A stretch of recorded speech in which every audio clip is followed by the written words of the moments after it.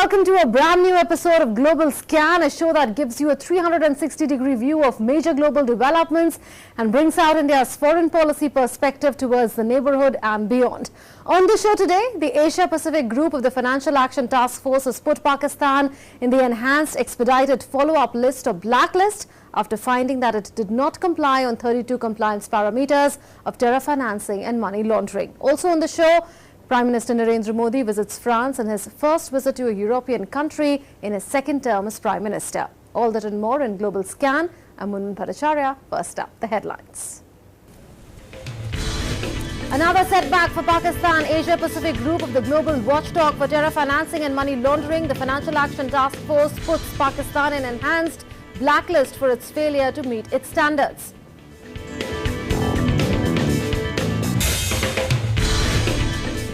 US, UK and Canada slam China and Pakistan for persecuting minorities at a United Nations meet, raise issue of suppression of religious freedom by both the countries.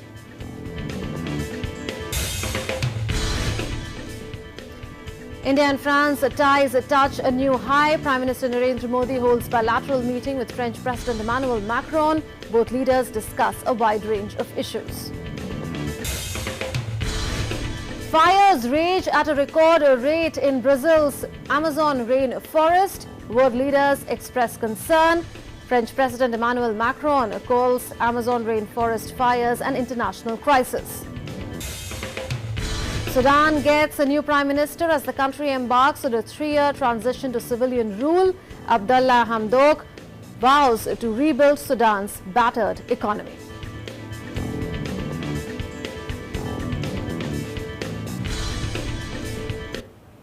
Pakistan has suffered another setback on the global platform. The Asia-Pacific group of the global watchdog for terror financing and money laundering has put Pakistan in the enhanced expedited follow-up list or blacklist for its failure to meet its standards. The Asia-Pacific group of the Financial Action Task Force has also found that Pakistan was non-compliant on 32 of the 40 compliance parameters of terror financing and money laundering. The FATF-APG meeting was held in Canberra in Australia and the discussions lasted over 7 hours over 2 days. The APG has placed Pakistan in the enhanced expedited follow-up list or blacklist for failure to meet its standards, an Indian official privy to the development said. On 11 effectiveness parameters of terror financing and money laundering, Pakistan was adjudged as low on 10. The official said, despite its efforts, Pakistan could not convince the 41-member plenary to upgrade it on any parameter. Now, chances of Pakistan being blacklisted by FATF in October have become stronger. The 15-month timeline ends in October on FATF's 27-point action plan. Our correspondent Abhishek Jha, who's tracking the MEA closely, is joining us now. Abhishek, is it a major setback for Pakistan that has been continuously violating global norms by supporting terror financing, and what are its implications for Pakistan? Exactly, Munmun. This comes right before the final FATF plenary meeting that is going to be held in the month of October. So just before that meeting, Pakistan has got yet another blow at an international forum by APG Group, which is a subgroup of Financial Action Task Force, is a global watchdog over the financial trails or to check the issues of money laundering by any country. So right now, Pakistan is at a place where international organizations are not buying Pakistan's defense, that Pakistan has been doing enough to counter money laundering cases, or any step that Pakistan has taken is going to help Pakistan curb the flow of money that goes from the valid sources of income to the invalid or illegal sources, as an illegal sources to terrorist fund, to terror modules, terrorist operation, or other individuals who are working closely with terror groups. So this is yet another blow to Pakistan's theory that Pakistan is doing enough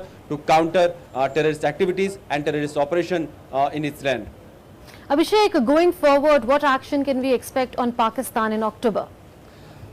Before the October final hearing, when Pakistan will be presenting its case as to whatever it has done to curb terror financing, there is another meeting that will be held in Bangkok in the middle of September, where another review of situation will be taken, where Pakistan can still play its policies or its regulatory or its monetary work that it has done in the past to face the allegation that it has been not doing enough to counter these money laundering cases, where Pakistan can defend its case. But as of now, it seems very highly unlikely that Pakistan will be able to defend its case, because we know that in today's meeting, which was held in Canberra, Pakistan was not able to defend its case on the 11 evolutionary basis. Of the 11 evolutionary points, 10 points were rejected, and of the 40 parameters that is earmarked for any country, Pakistan has failed on 32 parameters. So this is clearly a case where Pakistani officials and Pakistani financial institutions were not able to defend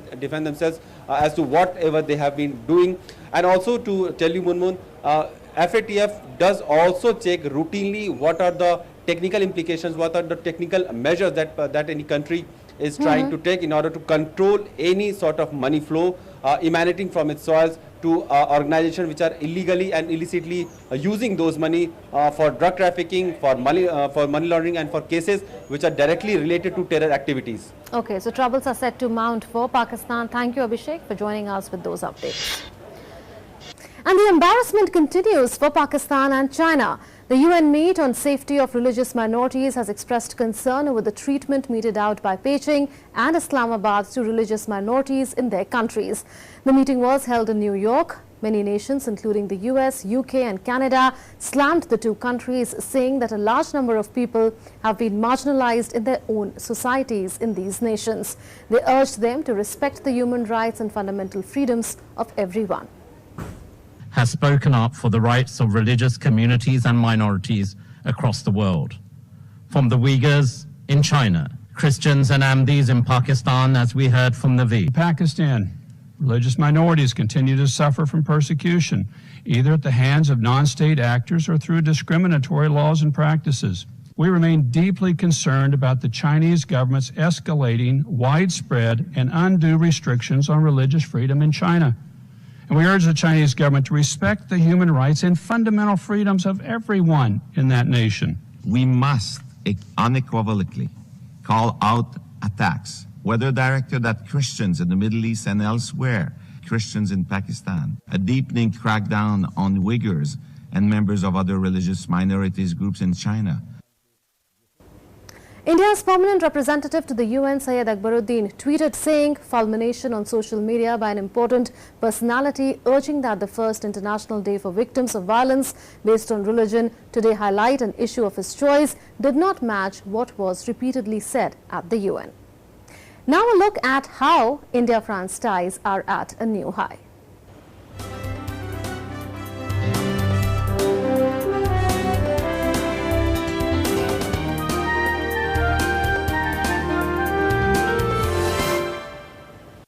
Ties between India and France have touched a new high, cementing the relationship with France further. Prime Minister Narendra Modi held a bilateral meeting with French President Emmanuel Macron on Thursday.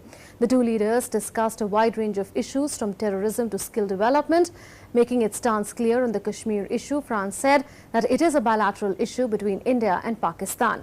The French president also expressed satisfaction over the scheduled delivery of the first Rafale jet to India in September. Prime Minister Narendra Modi also addressed the Indian community at an event at the UNESCO headquarters in Paris on the second day of his France visit. He also dedicated a memorial for Indian victims of two Air India crashes in 1950 and 1966. हम दोनों देशों को आतंकवाद और radicalisation का लगातार सामना करना पड़ रहा।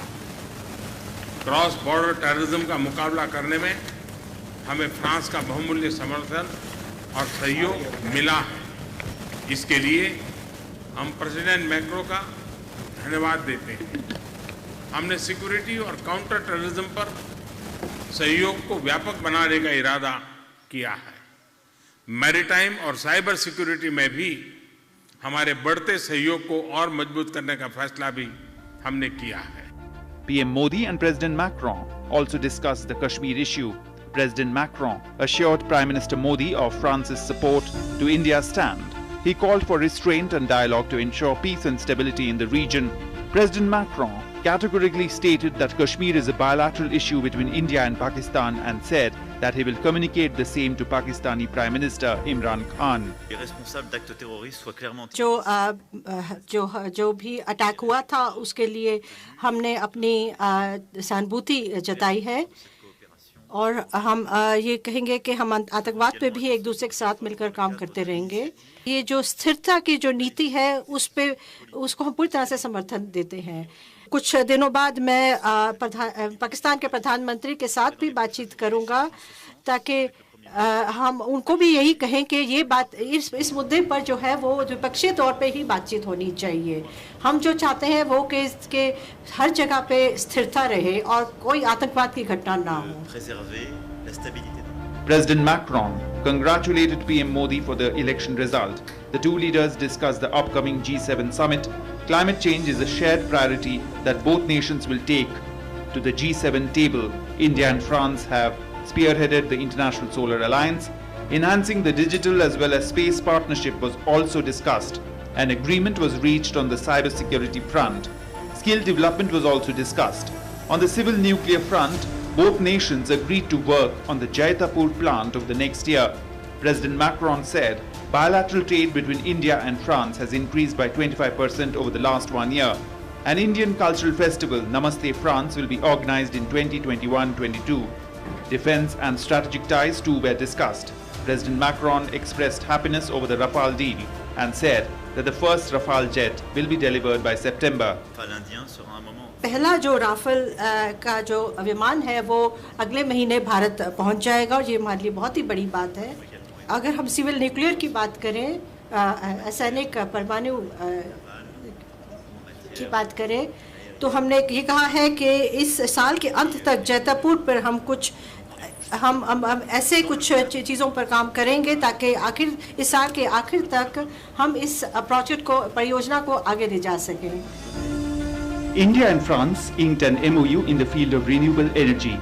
The two countries entered into an administrative arrangement for cooperation in skill development and vocational training and a cooperation agreement on cyber security as well as an implementing arrangement for joint maritime domain awareness. Bharat और France ने कंधे से कंधा मिलाकर आजादी और लोकतंत्र की रक्षा की है, फासिज्म और एक्सट्रीमिज्म का मुकाबला किया है। फर्स्ट वर्ल्ड वॉर के दौरान हजारों भारतीय सैनिकों का बलिदान आज भी फ्रांस में याद किया जाता है। आज आतंकवाद, क्लाइमेट चेंज, एनवायरनमेंट और टेक्नोलॉजी के समावेशी विकास की चुनौतियों का सामना करने के लिए फ्रांस और भारत एक साथ मजबूती से खड़े हैं। India and France enjoy extremely friendly ties and have been working together bilaterally and multilaterally for years. This visit will certainly add to the ground covered during the previous interactions with the French leadership. With Shailendra Mishra and Sudhir Yadav, Bureau Report, DD News.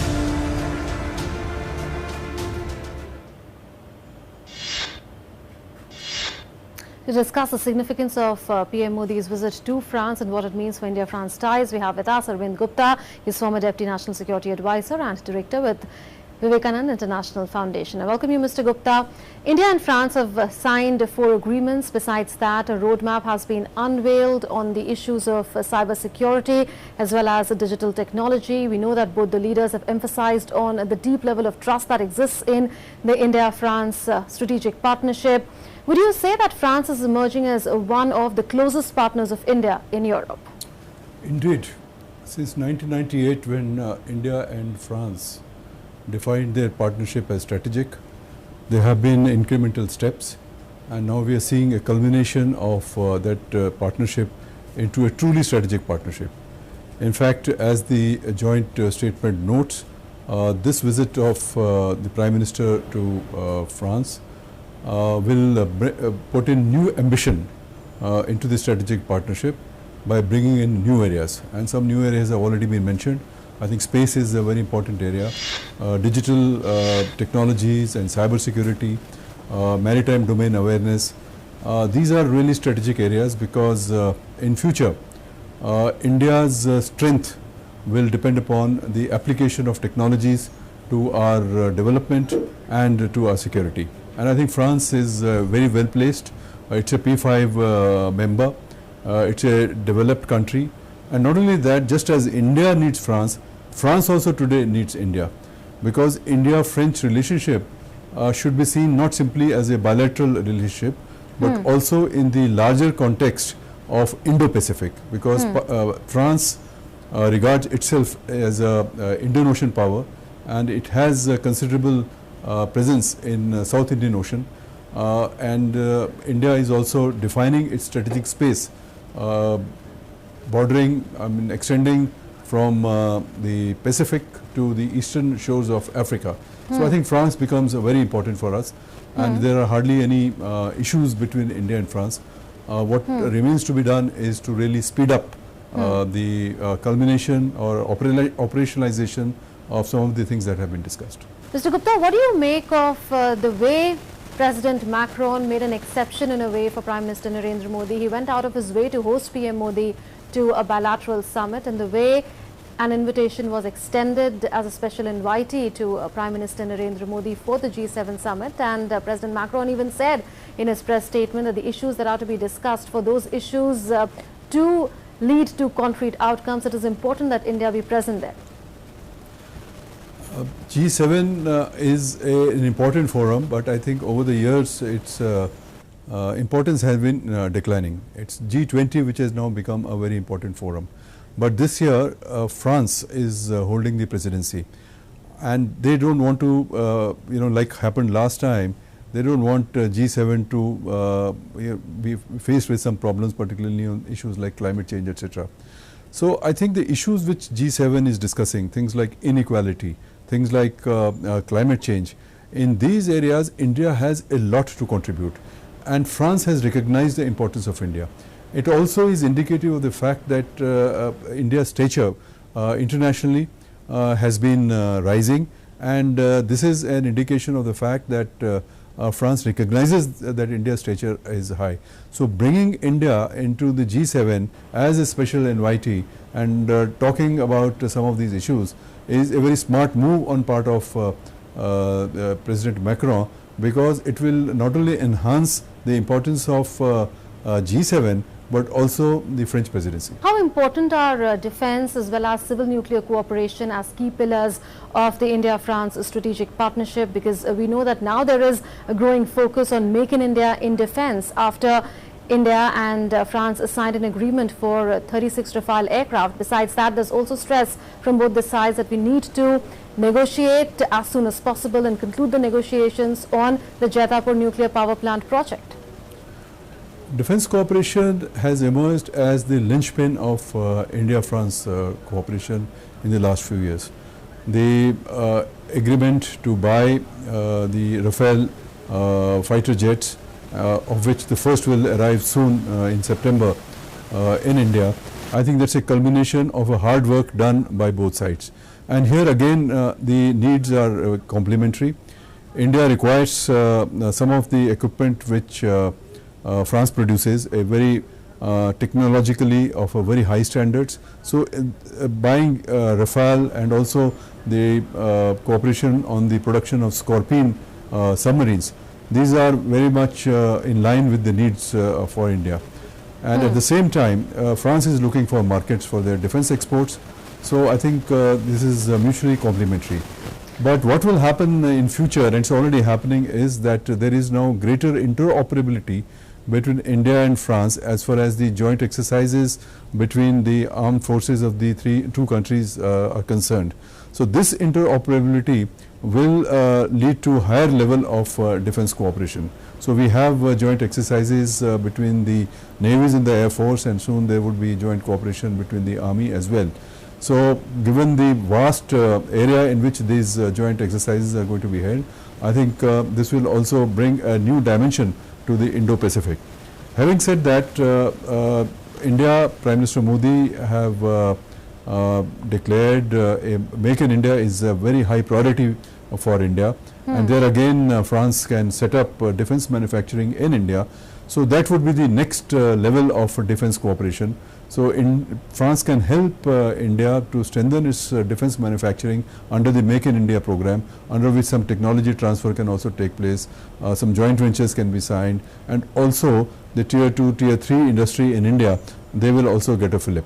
So I think as this cooperation expands to defense cooperation, defense manufacturing, particularly under the Make in India program, India and France are looking at a very bright future ahead. You talked about energy. That I think is going to be the next big trigger in India-France relationship, because again the needs are complementary here. India needs energy. The two sides have been discussing for some time as to how France can help India to set up nuclear power plants. So the some progress is already made, and I think Jaitapur will the discussion will start on Jaitapur. So in due course, I think we'll also have this part of our strategic partnership flourishing. Fair enough. President Macron brought up the Kashmir issue during the press statement.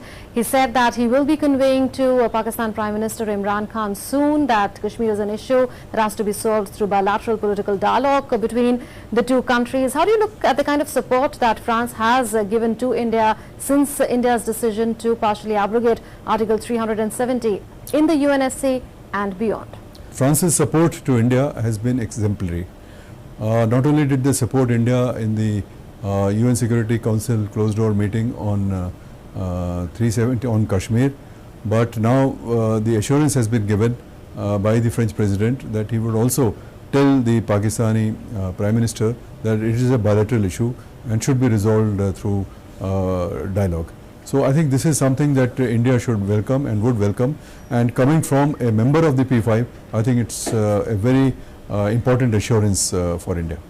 On the issue of counterterrorism, do you see India and France as steadfast partners, considering the joint statement that has been released says that France supports the idea of adoption of a CCIT, Comprehensive Convention on International Terrorism, at the UN, besides supporting Prime Minister Narendra Modi's idea of holding a global conference on counterterrorism? Yes, absolutely. I think Prime Minister Modi has been speaking at various fora, also at bilateral fora, multilateral fora, about the need for a global convention on terrorism. So France's explicit support is very welcome, and I think it will have a positive impact, and it may take the process forward. And India and France both have been victims of terrorism, and they have already a very strong counter-terrorism cooperation. But I think every visit like this and every meeting like this only strengthens that cooperation further, and I am quite sure that there would not only be a cooperation at the diplomatic level, but also at the practical level. Is this visit of the Prime Minister likely to give a boost to people-to-people contacts, educational and cultural linkages between India and France? France and India already have a fairly substantial people-to-people relationship. I think about 700,000 Indian tourists visit France, from which France earns considerable foreign exchange, and about 250,000 French tourists come to India every year. But this potential can surely be enhanced. There is also a lot of cooperation going on in the education sector, and now skills also have been added. So the benefits of these agreements and these cooperation MOUs, this will be directly felt by the people of both France and India, and this will provide a solid base for further growth of India-French relationship. That was quite a lot on hard diplomacy. If we come to soft diplomacy now, we see that Prime Minister Narendra Modi has the ability to strike an instant rapport with world leaders. We saw that happen in France as well. Do you think that that personal chemistry between PM Modi and French President Emmanuel Macron will help in further strengthening strategic ties? Personal chemistry is always very important, and also, this also adds some human touch to otherwise fairly dry visits. So I think the personal chemistry is very good, and which also leads to a build-up of trust. And in fact, I saw in the joint statement, it is mentioned very clearly that the bilateral relationship is marked by trust. Now this is something that is we cannot say about many other countries. So personal chemistry is always very important. Thank you, Mr. Gupta, for having joined us on Global Scan. Amazon, the world's largest rainforest and a bulwark against climate change, has been ravaged by thousands of fires in the last 1 week. The smoke from the resulting fires hangs at the horizon like a fog. About 73,000 fires have been detected by Brazil's Space Research Center. It's a record number and an 85% increase compared to last year. Leaders from across the globe have expressed concern. French President Emmanuel Macron has said the record number of fires in the Amazon rainforest is an international crisis. He tweeted saying, "Our house is burning literally." The Amazon rainforest, the lungs which produces 20% of our planet's oxygen, is on fire. It is an international crisis. UN Chief Antonio Guterres also said he was deeply concerned by the fires. Brazilian President Jair Bolsonaro earlier said his government lacked the resources to fight the surge in fires in the world's biggest rainforest. Conservationists, however, have blamed Bolsonaro's government for the Amazon's plight, saying that he has encouraged loggers and farmers to clear the land. Sudan's new Prime Minister Abdallah Hamdok was sworn in on 21st August as leader of a transitional government and vowed to make achieving peace and solving the country's economic crisis a priority.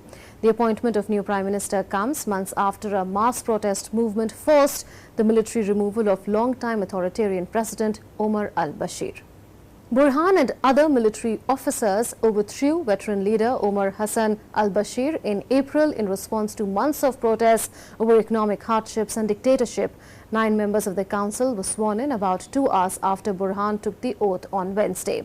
The final member, Mohammad al-Hassan al-Taishi, will be sworn in later. The United States, Britain and Norway welcomed Hamdok's appointment, calling it a historic moment for Sudan. And now moving on to a thought-provoking story. Ahead of the annual Remembrance Day for abolition of the slave art conservationists are working to restore a rare painting of a kneeling African slave to go on display in the British port city of Liverpool. Acquired by the International Slavery Museum in February 2018 through Ben Elvis Fine Art in London, the Am Not I a Man and a Brother painting depicts an enslaved African kneeling, bound in chains and looking to the sky. The artwork is still being restored and is due to go on display later this year and will be positioned next to The Hunted Slaves by Richard Ansdell. 23rd August is the International Day for the Remembrance of the Slave Trade and its abolition. That's it then in this edition of Global Scan. Thanks for watching.